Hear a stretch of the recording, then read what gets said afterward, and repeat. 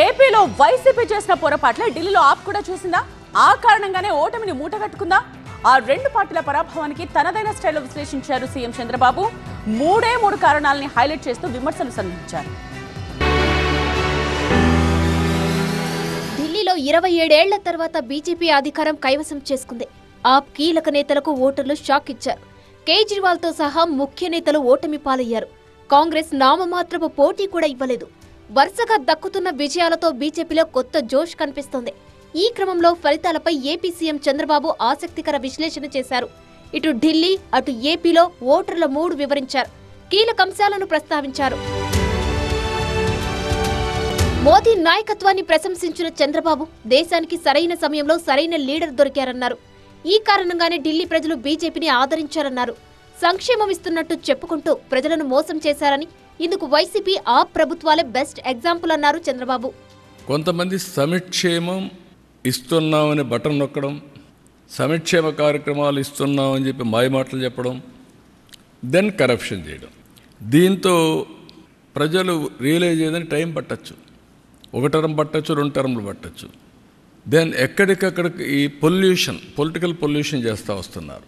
ఎవరైనా మాట్లాడితే ఎదురుదాడి చేయడం, వాళ్ళని అరెస్టులు చేయడం, లేకుంటే వాళ్ళ మీద ఒత్తిడి పెంచడం, సోషల్ మీడియాలో అవమానం చేయడం, ఒక పొల్యూషన్, ఇష్టానుసారంగా మాట్లాడడం, గర్వంతో మాట్లాడడం, హంబుల్నెస్ లేకుండా పోవడం, ఇవన్నీ వచ్చే పరిస్థితికి వచ్చింది. కానీ పర్ఫార్మెన్స్ మాత్రం లేదు. దానికి 2 ఉదాహరణలు ఏపీ అండ్ ఢిల్లీ. ఢిల్లీలో జరిగిన లిక్కర్ స్కామ్ ఏపీతో పోల్చితే నథింగ్ అన్నారు చంద్రబాబు. లిక్కర్ స్కామ్ లో చిక్కుకున్న వాళ్ళెవరూ బాగుపడలేదన్నారు.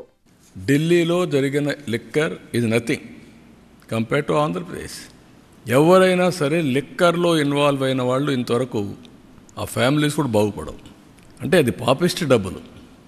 రెండోది, పేదవాళ్ళ ఆరోగ్యాన్ని సర్వనాశనం చేసి మీరు ఎంజాయ్ చేయడానికి ఎవరిచ్చారు మీకు అధికారం? రూలర్స్కి. మామూలుగానే లిక్కర్ అనేది నేనున్నప్పుడే ఈఎన్ఏ ఎక్స్ట్రా న్యూట్రల్ ఆల్కహాల్ తయారు చేశాను 2 times న్యూట్రలైజ్ చేయడానికి. ఎందుకు? అందులో ఉండే ఇంప్యూరిటీస్ అన్నీ పోవాలి, కొంతవరకు అనేది అవుతుందని. ఇప్పుడు మీరేం చేశారు? రా లిక్కర్ ఇచ్చే పరిస్థితికి వచ్చారు. టోటల్గా ఆ లిక్కర్ తాగితే ఏమవుతుందో తెలియకుండా కిడ్నీస్ ఫెయిల్ కావడం, చాలా సమస్యలు వచ్చాయి. ఏపీలో జగన్ రుషికొండ ప్యాలెస్ కడితే ఢిల్లీలో కేజ్రీవాల్ శీష్ మహల్ కట్టారని విమర్శించారు చంద్రబాబు. ప్రజలు తప్పు తెలుసుకుని కష్టాల నుంచి బయటపడ్డారన్నారు.